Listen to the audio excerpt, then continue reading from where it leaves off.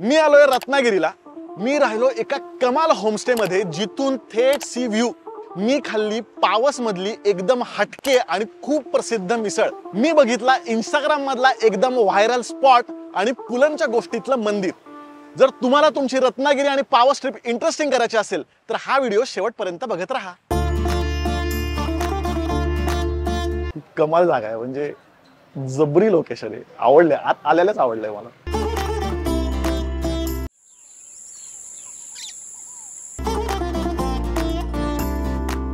म्हणजे आत जे मंदिर आहे तिथे बसल्यावरती ज्या व्हायब्रेशन्स, वेगळाच अनुभव असतो तो, म्हणजे तो शब्दातच मी सांगू नाही शकत।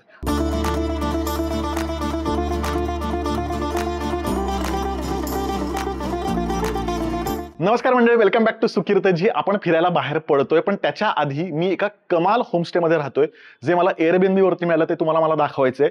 बाय द वे, अजिबात स्पॉन्सर्ड व्हिडिओ नाहीये, पैसे देऊन मी राहतोय। तर किती पैसे दिले तुम्हाला मी सांगतोच, पण त्याआधी तुम्हाला घर दाखवावं म्हणलं तर ते मला असा एकदम असा फील येते। चीप वाटतंय पण ठीक आहे, ओके। तर मला तुम्हाला महत्वाची गोष्ट अशी सांगायची होती की हा 2 BHK फ्लॅट आहे। ही लिव्हिंग रूम आहे, छान प्रशस्त लिव्हिंग रूम आहे। इथे डबल बेड सुद्धा याचा होतो, म्हणजे बाहेर एखादी ऍडिशनल व्यक्ती झोपू शकते। एसी आहे, छान गोष्ट म्हणजे।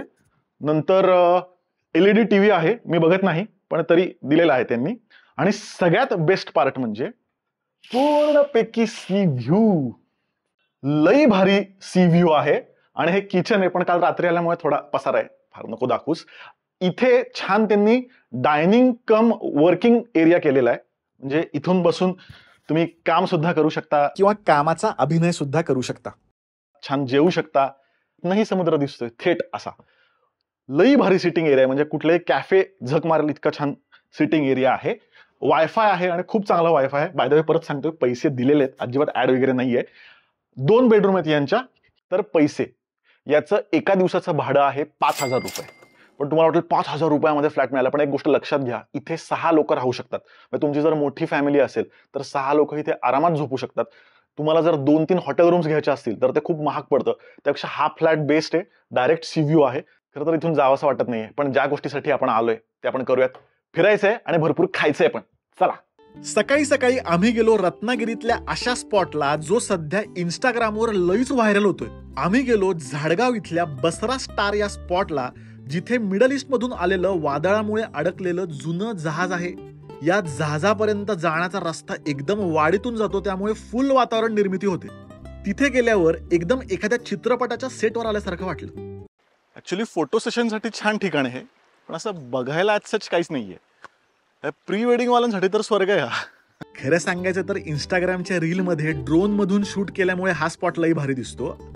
प्रत्यक्षात काय तितकं छान वाटत नाही। मला कधी कधी वाटतं ड्रोन मधून सगळंच भारी दिसतं।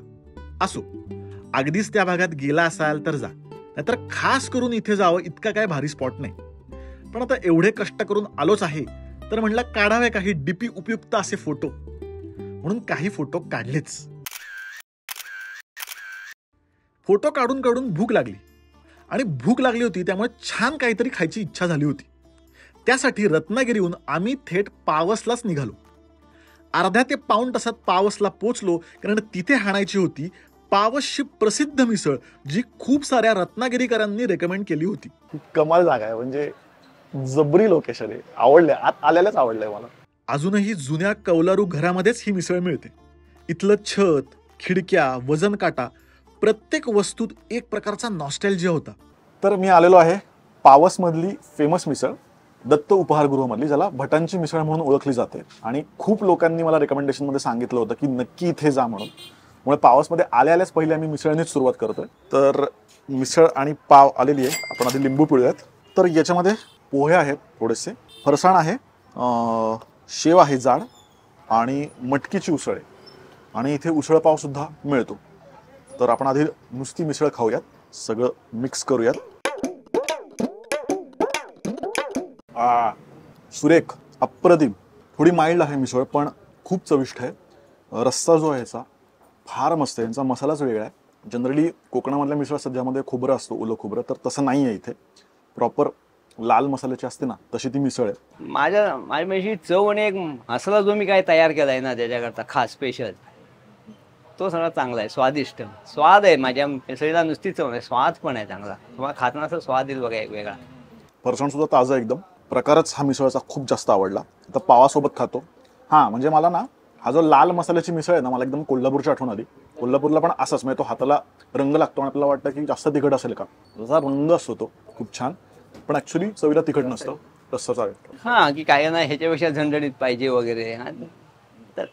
तर म्हटलं आता सगळ्यांना झणझणीत करून उपयोगाचा ना, कारण टाकून देतात, कारण बायका मुलं येतात सगळं घेताना तिथे कमी तिखट खाणारी असतात. हां, मग त्यांना ती व्यवस्थित खाता पण आली पाहिजे, चांगली पण लागली पाहिजे आणि ती टाकून देता का म्हणे. त्याच्यामुळे ते आम्ही सगळं ते असं व्यवस्थित मीडियम ठेवलेली असते मिसळ. नो नॉनसेन्स मिसळ म्हणतात ना, तसा प्रकार आहे. एकदम साधेपणा पण एकदम चविष्ट गावाकडची मिसळ. आणि हा जो ॲम्बियन्स आहे ना, हा ॲम्बियन्स लई भारी आहे. म्हणजे थेट टाईम मशीनमध्ये गेल्यासारखा आहे. हॉटेल 53 वर्ष झाली. वडिलांनी सुरू केलं नाही 71 मध्ये. आधी रत्नागिरीला होतं ह्याच्या आधी वडिलांचं, त्यानंतर मग इकडे आले आणि मग इकडे आता 52 वर्ष. मी 38 वर्ष चालवतोय. मला इव्हन हे पण आवडलं, याचं जे टेबलाचं स्ट्रक्चर आहे, वजन काटा आहे, लाकडी फडताळ आहे, एकदम छान फील येतोय.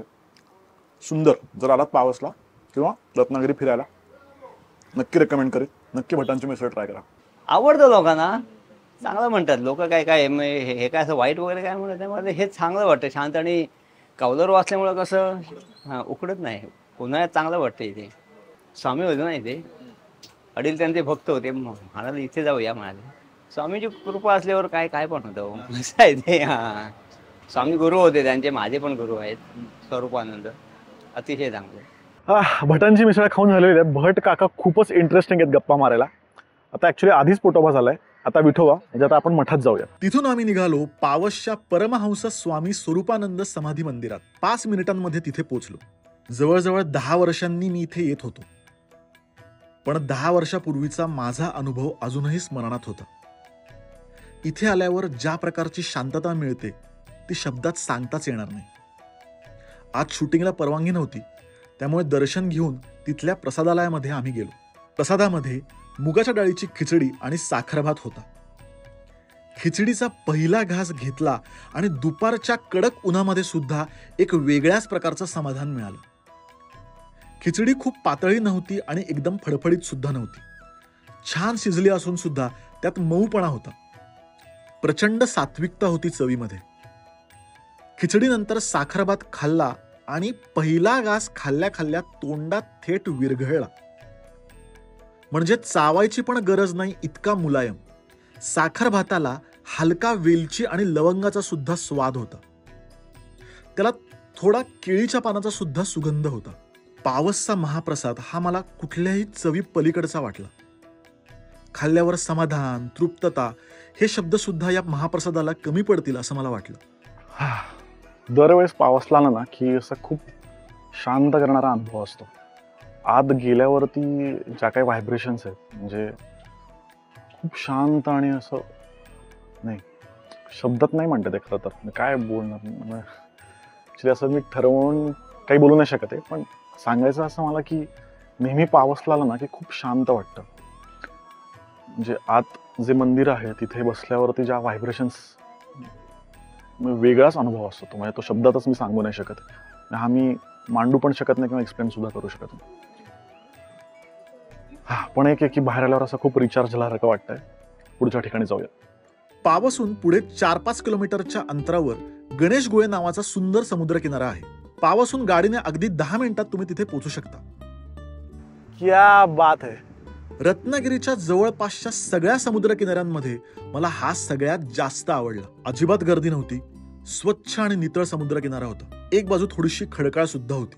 रेती सुद्धा एकदम पांढरी शुभ्र.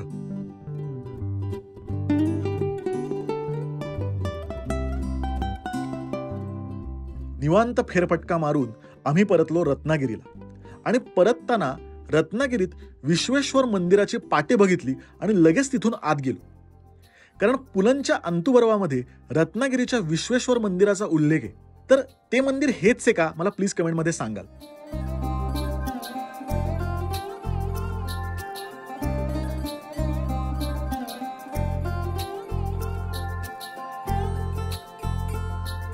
खूपच सुंदर पायवाट ही, आणि कोकणामध्ये ना अनेक मंदिरांना जाणारे रस्तेच खूप सुंदर असतात. म्हणजे मला केशवराज मंदिर आठवतंय दापोलीतलं, ते पण असंच आहे. म्हणजे रत्नागिरीमध्ये थिबा पॅलेस आहे, भगवती किल्ला आहे, हे प्रसिद्ध स्पॉट्स आहेत. पण मला असं वाटलं की काही ऑफबीट ठिकाणं शोधूयात. मस्त आहे हे ठिकाण, पण मला आवडलं. पावस तर करायचं होतंच आणि ती मिसळ पण ट्राय करायची होतीच. त्यामुळे ही सगळी ठिकाणं एक्सप्लोर केली आणि गणेशगुळे बीचसुद्धा मला खूप आवडला. माझ्या तुमच्या मनातले असे कुठले इंटरेस्टिंग स्पॉट्स असले मला नक्की सांगा. खाण्याची ठिकाणंसुद्धा सांगा, ती पण आम्ही नक्की कव्हर करायचा प्रयत्न करू. तर पुढच्या आठवड्यात नवीन ठिकाण, नवीन खाण्याचे आणि फिरण्याचे स्पॉट भेटूयात. तोपर्यंत हॅपी जर्नी.